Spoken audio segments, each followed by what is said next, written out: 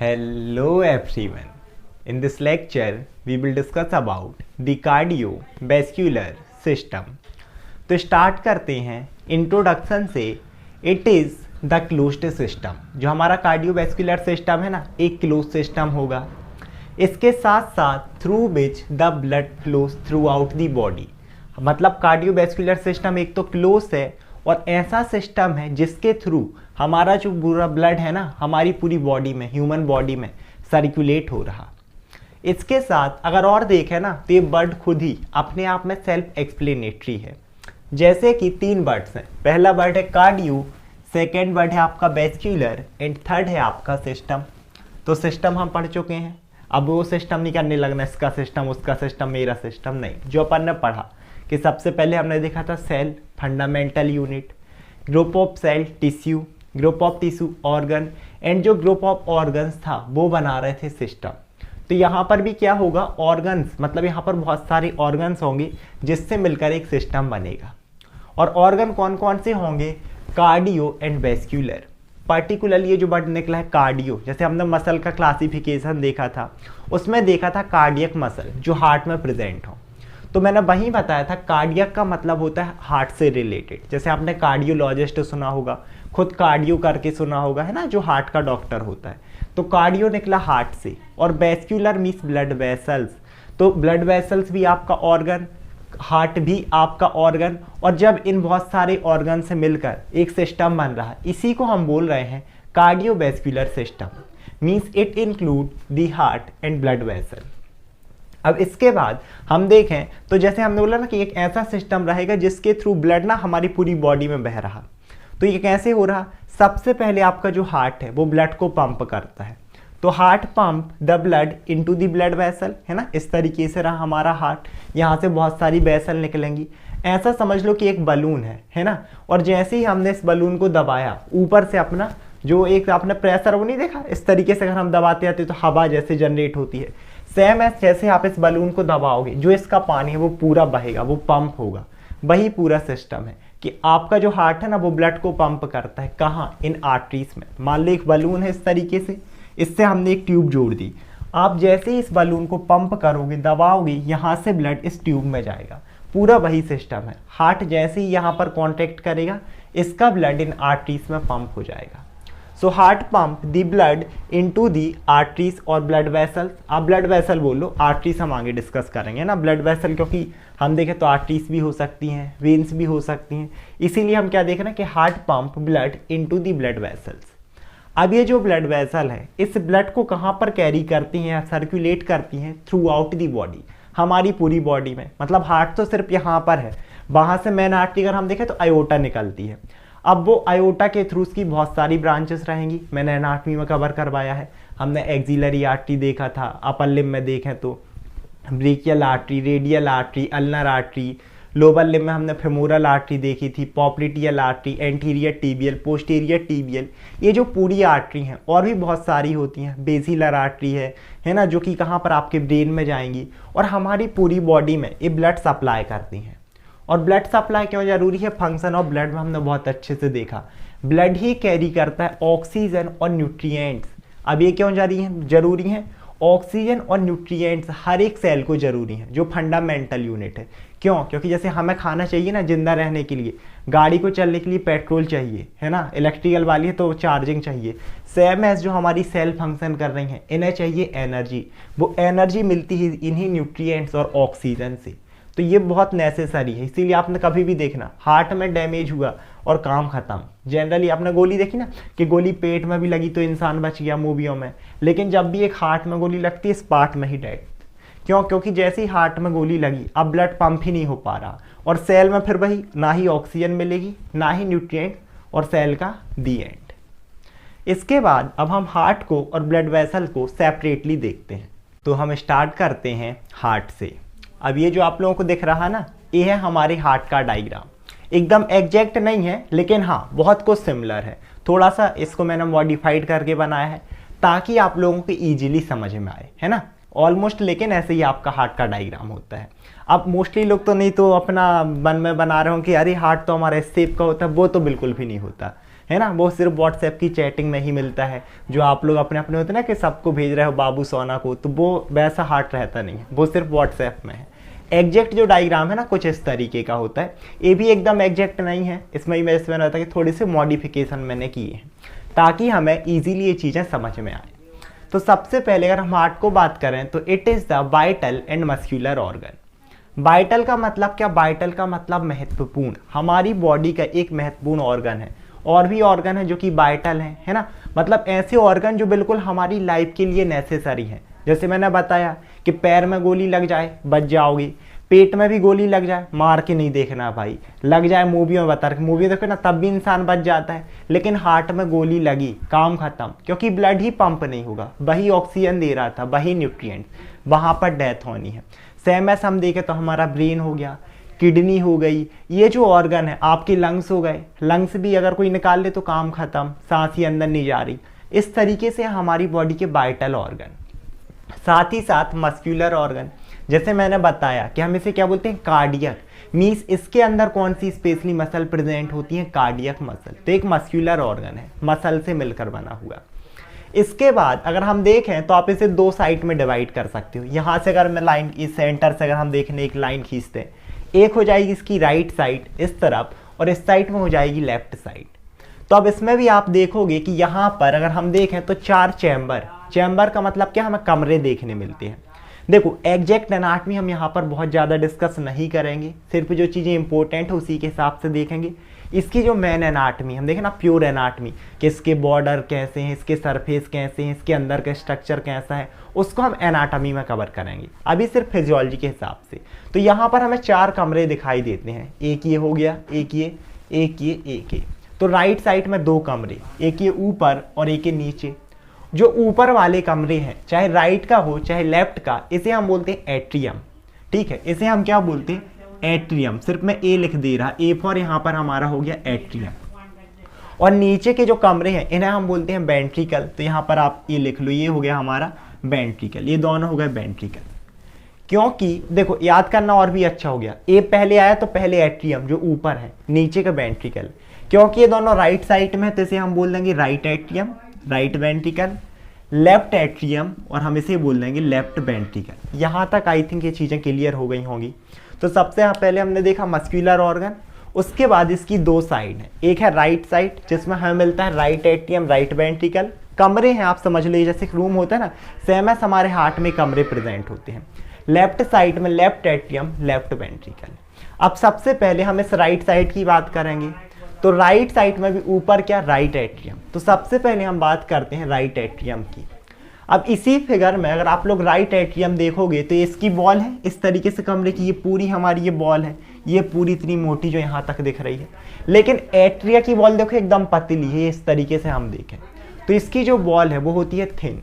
तो ये कैसा होता है, it is thin walled and low pressure chamber. Thin wall तो आप लोग को दिख रही है, लो प्रेशर चैम्बर होता है। अब बोलोगे भाई ये लो प्रेशर क्यों, तो देखो इस चीज़ को ना बहुत इजीली समझाने की कोशिश करता हूँ। रीजन ये है कि ये क्या करता है, ब्लड को रिसीव करेगा किस किस के थ्रू, सुपीरियर वेना कावा और इंफीरियर वेना कावा के थ्रू। ये रही हमारी सुपीरियर वेना कावा, ये रही इंफीरियर वेना कावा। तो इट रिसीव डीऑक्सीजनेटेड ब्लड, देखो मैंने ब्लू कलर से बनाया, डीऑक्सीजनेटेड ब्लड मीन्स ऐसा ब्लड जिसमें कार्बन डाइऑक्साइड का कंटेंट ज़्यादा हो और ऑक्सीजन का कम हो। तो इट रिसीव डीऑक्सीजनेटेड या फिर venous blood from superior vena cava and inferior vena cava.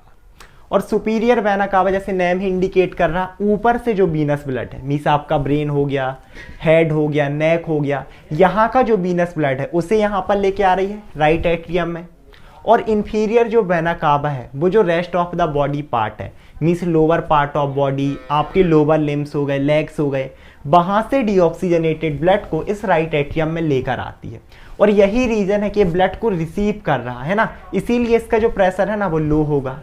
तो आप बोलोगे भैया अगर पंप कर रहा होता तो प्रेशर ज़्यादा होता, कैसे? अब देखो समझना, एक बहुत अच्छा एग्जाम्पल देता हूँ। कभी भी क्या करना, खुद प्रैक्टिकल करके देखना, सिर्फ एग्जाम्पल पर्पज से रिलेट करना दोनों को। एक बॉल है ना, उसे आप जब भी कैच करते हो, कभी भी ट्राई करके देखना, लड़के तो करते होंगे, लड़कियां भी इसी बहाने ट्राई कर लेना कि ऐसे करके आपने क्या किया, एक बॉल को कैच किया इस तरीके से, उसमें आप देखना रिसीव करते हो ना, प्रेशर कम है, अब बोलोगे नहीं भैया हमें तो प्रेशर लगता है। अब उसी बॉल को इतने जोर से फेंकना, तब समझ में आएगा। आप खुद नोटिस करना कि रिसीव करने में हमें प्रेशर कम समझ में आता है, वहीं जब हम फेंकते हैं तो फोर्स और प्रेशर ज़्यादा लगता है। तो क्योंकि ये रिसीव कर रहा, दैट इज द रीजन कि इसका प्रेशर कम है और इसकी बॉल भी वो थिन है लो प्रेशर के अकॉर्डिंग। इसके साथ आगे देखें, so it communicate with right ventricle by tricuspid valve. देखो ये राइट एट्रियम है, ये राइट वेंट्रिकल है, दोनों आपस में कम्युनिकेट भी कर रहे हैं ना, ये ब्लड आगे भी जा रहा है इसके आगे। ये जो कम्युनिकेट करते हैं इस वॉल्व के थ्रू। वॉल्व क्या, जैसे नट का वॉल्व होता है ना कि आपने ओपन कर दिया क्लोज कर दिया, सेम ऐसे वॉल्व भी ओपन और क्लोज होते हैं। जैसे हमारे हार्ट बीट चलती है ना धक धक धक धक, सेम ऐसे बंद चालू होते रहते हैं। और यही रीजन है कि आपकी जो धक धक होती है ना इन्हीं वॉल्व की वजह से। तो ये जो वॉल्व है ना इस तरीके से जो ग्रीन कलर में, इसे हम बोलते हैं ट्राइकस्पिड वॉल्व। बोले भैया ट्राइकस्पिड ही क्यों बोल रहे हैं? रीजन ये कि यहाँ पर 3 कस्प प्रेजेंट होती हैं। आप ओपनिंग टाइप की समझ लो कि एक साथ 3 ओपनिंग ओपन हो रही हैं, क्लोज हो रही हैं, कुछ इस तरीके से। दैट इज द रीजन हमने बोला tricuspid, because it have 3 cusp. तो इसी के थ्रू ये दोनों आपस में कम्युनिकेट कर रहे हैं। Right atrium communicate with right ventricle by tricuspid valve. इसके बाद अब हम देखेंगे राइट वेंट्रिकल को, लेकिन उससे पहले एक और इम्पोर्टेंट चीज, दैट इज ऐसे नोड। अब ऐसे नोड क्या है?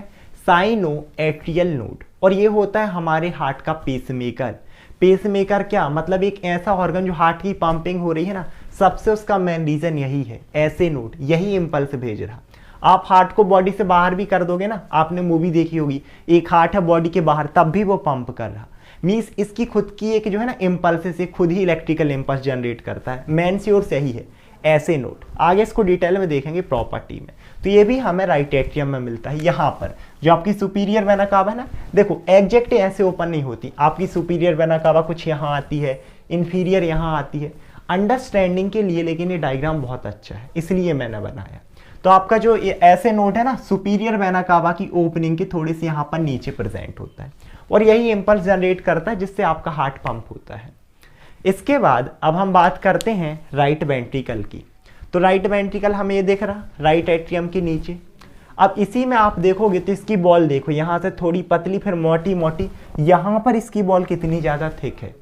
तो ये कैसा रहेगा? एक तो थिक बॉल चैम्बर है, दूसरी चीज़ के हाई प्रेशर चैम्बर रहेगा। अब हाई प्रेशर क्यों? जैसे मैंने बोला था बॉल को फेंको, सेम एस इसका काम होता है ब्लड को पंप करना। इतना देखो पहले। So it is thick walled and high pressure chamber. और क्या करेगा? पहले तो ब्लड को रिसीव करेगा, कहाँ से? यहाँ से राइट एट्रियम से ब्लड आ रहा है ना, वही वीनस ब्लड या फिर deoxygenated blood into right ventricle. इसके बाद इस पूरे वेंट्रिकल से आप देखोगे तो ये जो ब्लैक में इस तरीके से दिख रहा है, ये भी थोड़ा सा मॉडिफाइड है, एग्जैक्ट ऐसे नहीं होता, एग्जैक्ट डायग्राम कुछ और ही होता है, लेकिन समझ में अच्छा आएगा इससे। यहाँ से हम देखें तो हमारी एक आर्टरी ओरिजिनेट हुई, इसे हम बोलते हैं पल्मोनरी आर्टरी। जो पूरी ब्लैक में दिख रही है ना, ये है pulmonary artery. So it arise from right ventricle. और यही इस डीऑक्सीजनेटेड ब्लड को इस राइट एट्रियम से कहाँ तक कैरी करती है? ये इसको लेके जाती है आपके लंग्स में। कहाँ लेकर जाएगी? लंग्स में। So pulmonary artery arise from right ventricle and it carries venous blood या फिर deoxygenated blood from right ventricle into the lungs. और डीऑक्सीजनेटेड ब्लड को लंग्स में क्यों लेके गई?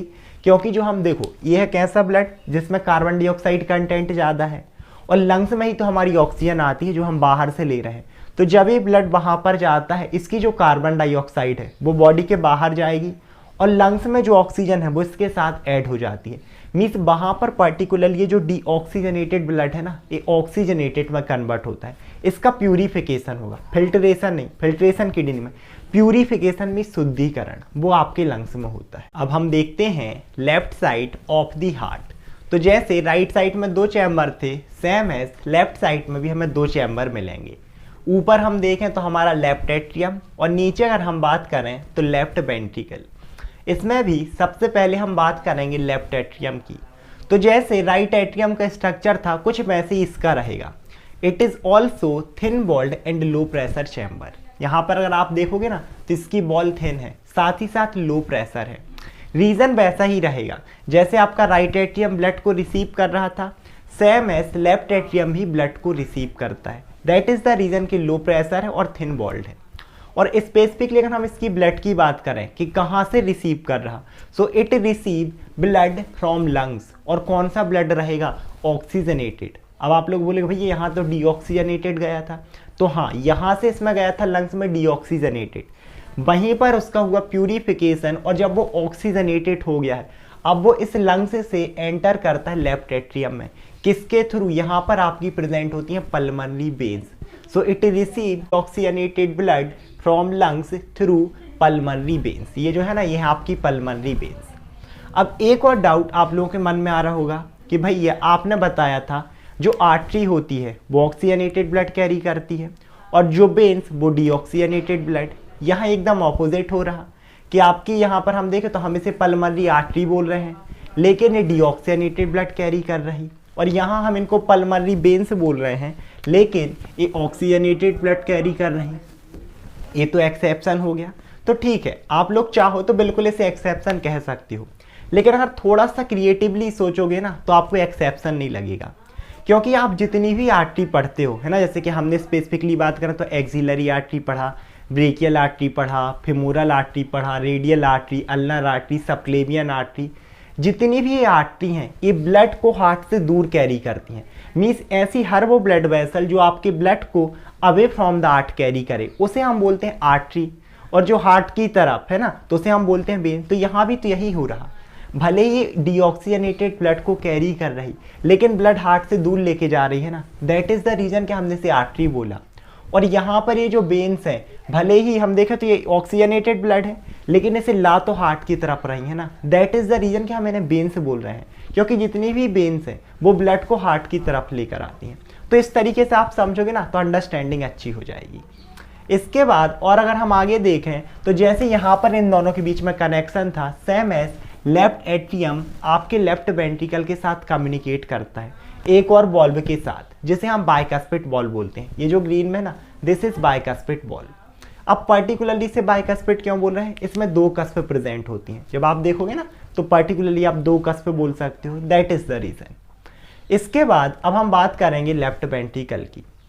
जैसे यहाँ पर देखा था right ventricle thick walled, same ऐसे देखो लेफ्ट वेंट्रिकल की वॉल कितनी थिक है। So it is thick walled and high pressure chamber. सबसे ज़्यादा हाई प्रेशर चैम्बर यही है, क्योंकि यहाँ से जो ऑक्सीजनेटेड ब्लड है ना वो हमारी पूरी बॉडी में पंप होना है। किसके थ्रू, आयोटा के थ्रू। इससे राइज होता है ये आयोटा, फिर ये आर्च ऑफ आयोटा बनती है, descending iota, thoracic iota, abdominal iota, पूरी जो हम सप्लाई देखते हैं ना इसी के थ्रू। तो ये सबसे हाई चैम्बर होता है इस तरीके से। तो यहाँ से क्या ओरिजिनेट होगा, आपका iota. Iota arise from here means left ventricle, और वो पर्टिकुलरली इस ऑक्सीजनेटेड ब्लड को थ्रू आउट दी बॉडी हम देखें ना तो सर्कुलेट करता है, जिससे हमें ऑक्सीजन मिलती है, न्यूट्रिएंट्स मिलते हैं। अब सारी चीज़ें ठीक हैं। एक और डाउट आ रहा होगा आप लोगों के मन में कि भैया जैसे आपने बताया कि यहाँ से ब्लड आया डीऑक्सीजनेटेड लंग्स में, लंग्स से यहाँ, भैया ब्लड ऊपर उल्टा क्यों जा रहा, ब्लड यहीं क्यों नहीं आ जाता है ना, मतलब ऐसे ब्लड यहाँ नीचे भी तो आ सकता है, नहीं आएगा। इसलिए नहीं आएगा कि जैसे ये दो बॉल प्रेजेंट थे ना, यहाँ पर ट्राइकस्पिड, यहाँ पर बाइकस्पिड, है ना, इसे आप राइट एट्रियो वेंट्रिकुलर भी बॉल बोल सकते हो, क्योंकि राइट एट्रियो और वेंट्रिकल के बीच में प्रेजेंट है। और इसे आप लेफ्ट एट्रियो वेंट्रिकुलर भी बॉल भी बोल सकते हो, क्योंकि लेफ्ट एट्रियो लेफ्ट वेंट्रिकल के बीच में प्रेजेंट है। तो यही जो बॉल्व है ना इसके बैक फ्लो को प्रिवेंट करता है। मीन्स यहाँ से ओपन होगा, ब्लड जैसे ही नीचे गया ये बंद, ब्लड यहाँ नहीं जाएगा, ब्लड यहीं पंप होगा। सेम एस यहाँ पर भी दो बॉल प्रेजेंट होते हैं, इन्हें हम सेमी लूनार बॉल भी बोलते हैं, अर्धचंद्राकार होते हैं, क्योंकि जो पर्टिकुलरली पल्मोनरी आर्टरियां प्रेजेंट, इसे हम बोलते हैं पल्मोनरी बॉल। इस तरीके से ये भी जब यहाँ से ब्लड आता है open then close, means blood ऊपर ही आएगा, नीचे नहीं आएगा। सेम एस जो यहाँ पर आयोटा में है इसे हम बोलते हैं आयोटिक बॉल। तो जैसे ही यहाँ से ब्लड पंप होगा ये ओपन देन क्लोज, ताकि ब्लड का बैक फ्लो ना हो। बहुत ही यूनिक स्ट्रक्चर। इसके साथ एक और इम्पोर्टेंट चीज़, जैसे हमने देखा कि हमारे हार्ट में 4 चैम्बर प्रेजेंट हैं, मीन्स 4 कमरे। इस तरीके से right atrium right ventricle, left atrium left ventricle. तो आपने एक मकान देखा होगा, अगर 4 कमरों का इस तरीके से हम बना दें, ये 4 कमरे 1 2 3 4, तब आप देखोगे कि ये दो कमरे हैं ना एक दूसरे से सेपरेट होंगे, बीच में दीवार प्रेजेंट होगी, वॉल प्रेजेंट होगी। सेम एस यहाँ पर हम देखें हमारे जो ऊपर के चैम्बर हैं right atrium and left atrium, ये दोनों एक दूसरे से सेपरेट होते हैं एक स्ट्रक्चर के थ्रू, इस तरीके से जो बीच में प्रेजेंट होता है, एकदम एग्जैक्ट डायग्राम नहीं है। इसे हम बोलते हैं इंटर एट्रियल सेप्टा। इंटर मतलब बीच में, और एट्रिया ऐसा सेप्टा जो दो एट्रिया के बीच में प्रेजेंट है, या इन दोनों को सेपरेट कर रहा। सेम एस यहाँ पर प्रेजेंट होगा इंटर वेंट्रिकुलर सेप्टा। ये जो पूरा प्रेजेंट है ना, ये पूरा है हमारा इंटर वेंट्रिकुलर सेप्टा। ऐसा सेप्टा जो आपके राइट वेंट्रिकल को लेफ्ट वेंट्रिकल से सेपरेट कर रहा है, इसीलिए इंटर वेंट्रिकुलर। इंटर मतलब बीच में, वेंट्रिकुलर मतलब वेंट्रिकल्स एंड सेप्टा, क्योंकि इन दोनों को सेपरेट कर रहा। इसके बाद अब हम देखते हैं layers of wall of the heart. Particularly हमने देखा था ना कि हार्ट की बॉल थी, यहाँ पर हमने देखा था एट्रियल बॉल, फिर यहाँ पर राइट वेंट्रिकल की बॉल, कि यहाँ पर थिन है, यहाँ पर थिक है। तो ये जो पूरी एक बॉल है, आप दीवार बोल सकते हो, इसकी भी बहुत सारी लेयर। अब बोलोगे भैया लेयर और बॉल एक ही तो हो गई, नहीं, दोनों में डिफरेंस है। जैसे हमारे घर की दीवार है, अब उसमें पहले ईंट थी, फिर हमने रेत छापी, फिर उसके ऊपर से पुट्टी, फिर उसके ऊपर से कलर, तो दीवार तो एक ही है, लेकिन लेयर समझ में आ रहा, एक रेत की, एक पुट्टी की, एक कलर की, 3-4 लेयर हो गई। सेम एस यहाँ पर एक बॉल तो एक ही होती है, लेकिन इसमें मेनली 3 लेयर्स प्रेजेंट होती हैं। जो सबसे आउटर होती है उसे हम बोलते हैं आउटर पेरिकार्डियम। देखो पेरी वैसे भी पेरीफेरल, जो कि बाहर की तरफ प्रेजेंट हो, और कार्डियम रिलेटेड है हार्ट से। इसके साथ जो मिडिल में, तो मिडिल मायोकार्डियम, फिर से जो कार्डियक है वो हार्ट से रिलेटेड, और इनर की एंडो, एंडो मतलब अंदर, और कार्डियम जो इनर मोस्ट लेयर। तो मेनली 3 लेयर, ये रही हमारी आउटर पेरिकार्डियम, मिडिल मायोकार्डियम और इनर एंडोकार्डियम। समझने के लिए डायग्राम इस तरीके से। सबसे पहले हम बात करते हैं आउटर पेरिकार्डियम की। तो पेरी जैसे पेरीफेरल बाहर की तरफ है, तो it is the outer most layer of heart wall. इसके साथ साथ ये जो खुद है ना आउटर लेयर, ये खुद 2 में डिवाइड होती है, इस तरीके से ये खुद 2 में डिवाइड होती है, जो बाहर साइड में प्रेजेंट होगी। इसे हम बोलते हैं आउटर पेराइटल लेयर, है ना, या फिर आउटर पेराइटल पेरिकार्डियम आप बोल सकते हो। और जो इनर साइड में रहेगी इसे हम बोलते हैं इनर विसरल पेरिकार्डियम। पेराइटल जो बाहर साइड, और इसे इनर विसरल क्यों बोल रहे हैं, एक तो इनर है और विसरल इसलिए बोल रहे हैं, हार्ट क्या है आपका विसरल ऑर्गन, सॉफ्ट ऑर्गन, और ये इसके पास में रहेगी, अंदर वाली पास रहेगी ना, that's why inner visceral pericardium and outer parietal pericardium. इसके बाद अब आपकी खुद ये जो आउटर पेराइटल पेरिकार्डियम है, ठीक है, इससे पहले एक और इम्पोर्टेंट चीज, ये हो गई आपकी inner visceral pericardium. Outer parietal pericardium हम देखते हैं इस तरीके से, ये पूरी है। इन दोनों के बीच में छोटा सा एक स्पेस प्रेजेंट होता है जिसे हम पेरिकार्डियल स्पेस बोलते हैं, और यहाँ पर एक ना एकदम थिन फ्लूइड भरा होता है, जो यहाँ पर फ्रिक्शन को रेजिस्ट कर सकता है, ल्यूब्रिकेशन प्रोवाइड करेगा ताकि आपका हार्ट डैमेज ना हो। इसके साथ अब आपकी जो आउटर वाली लेयर है, आउटर पेराइटल पेरिकार्डियम, ये खुद 2 में डिवाइड होती है। फिर से एक आउटर में इस तरीके से बाहर की थी, ये फिर 2 में डिवाइड। एक आपकी रहेगी आउटर, जो बाहर साइड है वो आउटर, जो अंदर साइड वो इनर। तो जो आउटर लेयर रहेगी ये बाहर वाली, ये होती है आपकी फाइब्रस लेयर। इसे हम क्या बोलते हैं, फाइब्रस लेयर, क्योंकि ये मिलकर बनी होती है आपके फाइब्रस कनेक्टिव टिश्यू से। और क्योंकि सबसे आउटर मोस्ट लेयर हो जाएगी, इन फाइब्रस कनेक्टिव टिश्यू का काम होता है इसे स्ट्रेंथ प्रोवाइड कराना, क्योंकि हार्ट का एक्शन है पंपिंग एक्शन, धक धक धक धक, तो कहीं ऐसा ना हार्ट स्ट्रेच हो जाए, तो ये फाइबर्स वही स्ट्रेंथ प्रोवाइड करते हैं। और इसी की जो अंदर वाली लेयर है इनर सीरस लेयर, देखो नाम इंडिकेट कर रहा सीरस, क्योंकि ये सीरस फ्लूइड क्या ना सीक्रेट करती है। जो ये लेयर है ना, इसमें प्रेजेंट होती है आपकी स्क्वैमस एपिथेलियल सेल, जो कि आपकी मेसोथेलियम फॉर्म करती हैं। और यही जो सेल है एपिथेलियल सेल, ये सीक्रेट करती हैं सीरस फ्लूइड को, जो कि फिर से ल्यूब्रिकेशन प्रोवाइड करेगा, ताकि जो लेयर है, मतलब ऐसा होता है ना कि यार हम 2 चीज़ आपस में रगड़ रहे हैं, वो घुर जाएंगी, तो कहीं ना कहीं ये जो फ्लूइड है उस फ्रिक्शन को प्रिवेंट करता है। जैसे कि हम पंखे में ऑयल डालते हैं या गाड़ियों में डालते हैं, ताकि फ्रिक्शन कम हो सके, ल्यूब्रिकेशन प्रोवाइड हो। इसके बाद अब हम देखते हैं इसकी मिडिल लेयर को, है ना, ये पूरी आउटर की थी। सबसे पहले हम देखें तो पेरिकार्डियम, वो खुद 2 में डिवाइड थी, outer parietal, inner visceral. Parietal को फिर से हमने 2 में डिवाइड किया था, आउटर फाइब्रस जो स्ट्रेंथ प्रोवाइड कर रही है, इनर जो सीरस थी जो कि सीरस फ्लूइड मिस ल्यूब्रिकेशन प्रोवाइड कर रही है।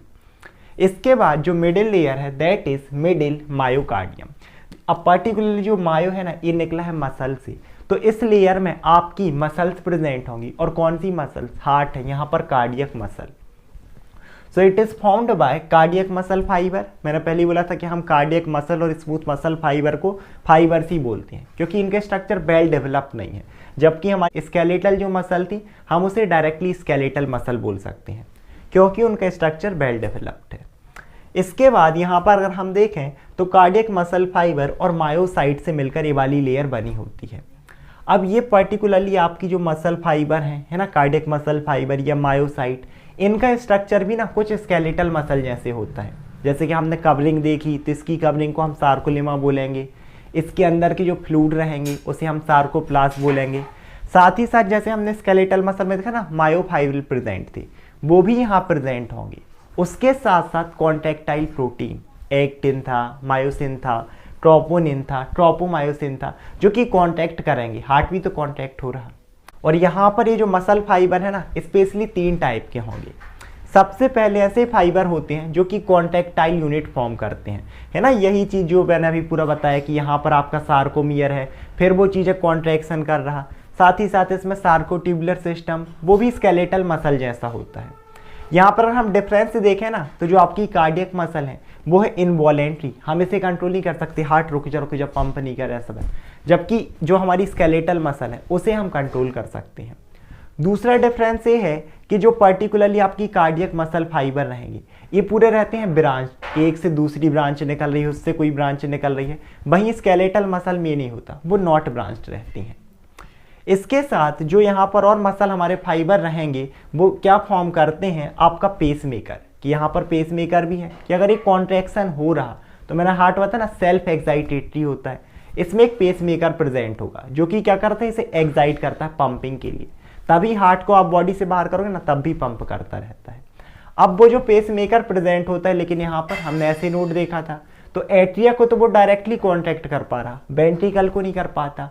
तो कुछ मसल फाइबर्स कंडक्टिव सिस्टम का स्ट्रक्चर फॉर्म करते हैं, मतलब जो कि क्या करेंगे? सिंपल्स को यहाँ तक ट्रांसमिट करेंगे। आगे हम डिटेल में देखेंगे।